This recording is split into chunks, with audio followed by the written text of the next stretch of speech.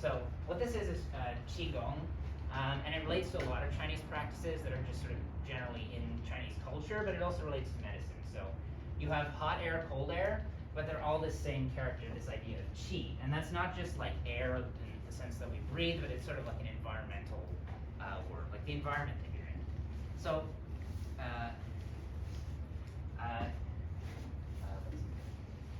qi gong 是一个传统的运动 so it's a traditional exercise. 在家里人们会自己做 so it's something that you normally actually take part in at your home, so it's like a health maintenance practice. 跟鞋一样，因为你不健康，气能被堵着 so sort of like blood, the idea of qi is that it can actually flow through your body. You can see in this image. And it can get blocked. So what they call them is meridians instead of veins, but you have both blood veins and these sort of like more ethereal qi meridians. So 如果你的气堵住了，那时候就是你的经络不通。So if your qi gets blocked, that's because your meridians are clogged. A lot of Chinese medicine focuses on unclogging those in one way or another. So one way of doing that or maintaining yourself is 你可以用太极拳，这就是一个就是那个传统的运动，人们都会用让自己变得健康。那太极拳和推拿都是你可以自己做的运动，可是针灸是要别人医生做。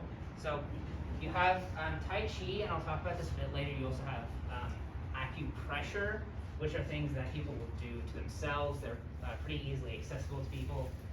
But on the other hand, you have something like acupuncture, which is something that other people need to do. We'll go in to see someone with that.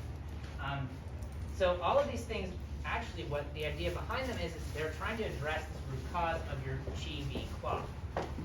And so that's what acupuncture is meant to do. That's what Tai Chi does. And that's what acupressure does, which is sort of like massage.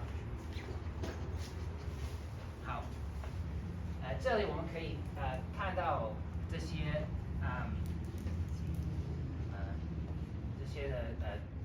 针灸和推拿的，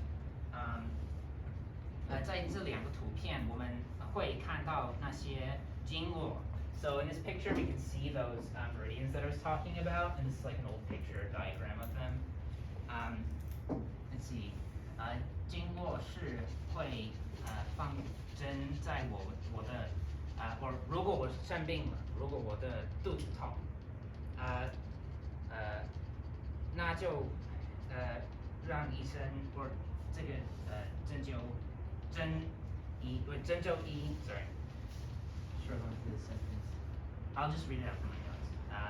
比如说我的肚子痛，针灸师会放针在我的膝盖后的下面经络。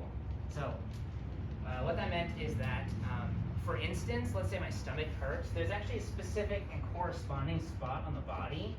And in this case, if my stomach hurts, it's behind one of my knees on the bottom of it. And that's where they'll address the problem. They won't address it at the stomach, but they believe that because of this mapping, there's actually a connection to that in my knee. 推拿是比较简单的治疗。